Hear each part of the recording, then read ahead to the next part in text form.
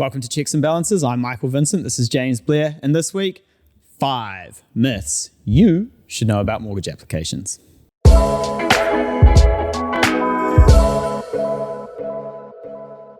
So it's 2022. It's getting to the day where, Mike, mortgages seem to get harder and harder to get. Yeah, look, banks, they're not into lending money. They don't like profits. They're shutting up shop. We're not taking on new customers at the moment.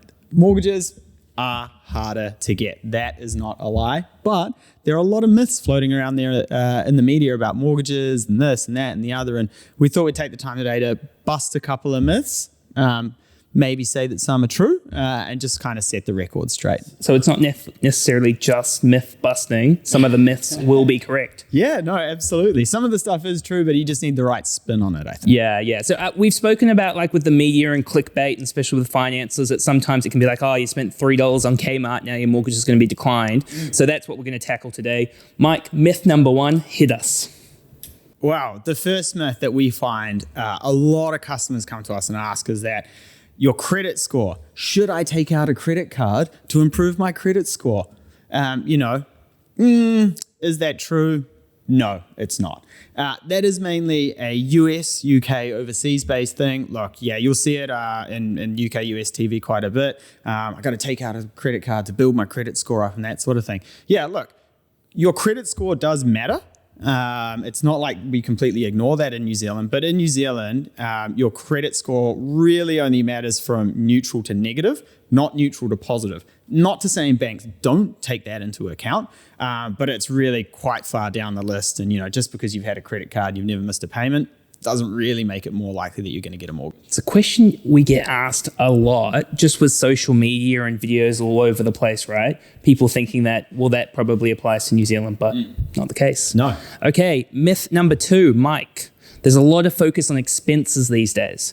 Do I have to cancel my Netflix subscription to get a mortgage? Because I've only watched 5 of the 6 seasons of Peaky Blinders. I really got to find out what happens to Thomas Shelby. Can I watch season 6? I'm not going to lie, actually. 1, I quite like Peaky Blinders. 2, now that I hear that Netflix is doing ads, I might actually cancel it anyway.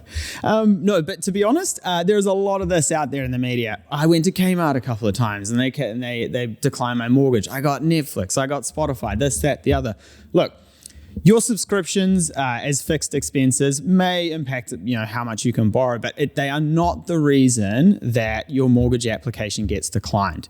Fundamentally, if the basics are there with a mortgage application and you can afford it, you will get approved. Sometimes, and more recently with the introduction of the CCCFA regulation, you do have to, taper some expenses if you're on the margin. But you don't have to cancel everything outright before you go get a mortgage or apply for one. It simply doesn't work like that. Okay, let's jump to myth number 3. I'm sure we will get an unbiased response with this one.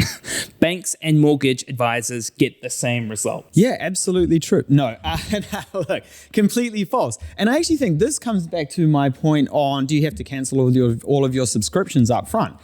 Banks and bank staff and mortgage advisors can give different types of advice. And I think that if you go to the bank now with the CCCFA regulations, they are a bit more restricted about what sort of advice they can give you to maybe get the application over the line or get you to borrow a little bit more. And to their point, my point again on the last one, if you go straight to the bank and the bank says to you, actually, you know what, your fixed expenses are too high, we're just going to decline it.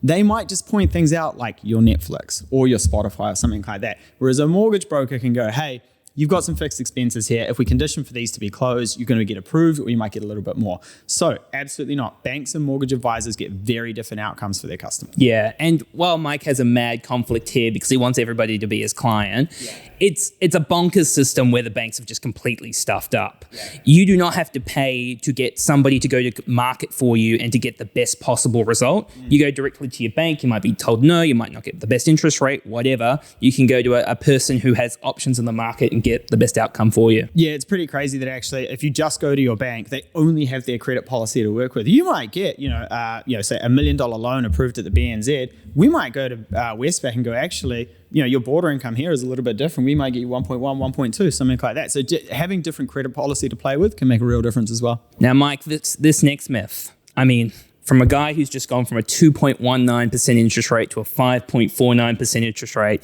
Interest to get your view on here. Remember, I'm a little bit sensitive around this one. The lowest interest rate is the best option. Is that a myth? Well, it's definitely false. Look, the lowest interest rate is not always the best option for you. And to James's point, maybe a prime example, is that if you picked those sugar high interest rates when they were super low, 1.99, 2.19, those sorts of things, yeah, picking that at the time may have seemed like a really good option, but actually in the long term, picking a slightly higher interest rate and fixing for a longer period, you might be in a better position now. Again, this comes down to your personal situation. How much debt do you have? How do you get paid? How quickly do you want it to pay off? What else is happening in your life? You need to have a really robust discussion about these things so you have the right structure. Yep, maybe it's going to hurt a little bit more in the short term. All your friends are on 1.99 or 2.19 and you're on 2.95. But now you're sitting pretty. You know, in my head while you've been talking, I've just had the song, Hello Darkness, My Old Friend. And just me being like real sad in the corner. Hello, darkness, my old friend. Let's jump to the final myth. You can't get a mortgage if you're self-employed. Yeah, look, false again, right? And we speak to a lot of self-employed people about this. Different banks treat self-employed people differently. Another really common myth with the self-employed thing is that you need at least 2 years of financial history to get a mortgage. That's false as well. There are some lenders who will do it on less than 2 years, and some that will actually do it on 6 months. Again, there's some caveats around that, obviously. Yeah, look, self-employed, it is going to be a little bit more tricky. We've got to convince the bank that, hey, it is stable income and that sort of thing. But look, I think if you go to the right bank with the right information, the right reasoning and the right story behind it, there's no reason why you shouldn't be getting a mortgage as well. And with all of these myths and probably many more that you hear, the main thing is if you're not sure, don't make assumptions. You know what they say about assumptions. Go and talk to somebody to find out what's relevant to your situation. Yeah, and that's actually one of my favorite bits of the job is we do a lot of webinars with companies and we do a first home buyers webinar. We give people some information about how to get into the market, what that looks like, the process, that sort of thing. We get so many people coming to us off the back of that webinar and they go, look, I don't know when I can buy. I think I'm 3 years away. We run the numbers and I go, you can afford it now. It's a lot of fun. I love that bit of my job. It is great. Yeah.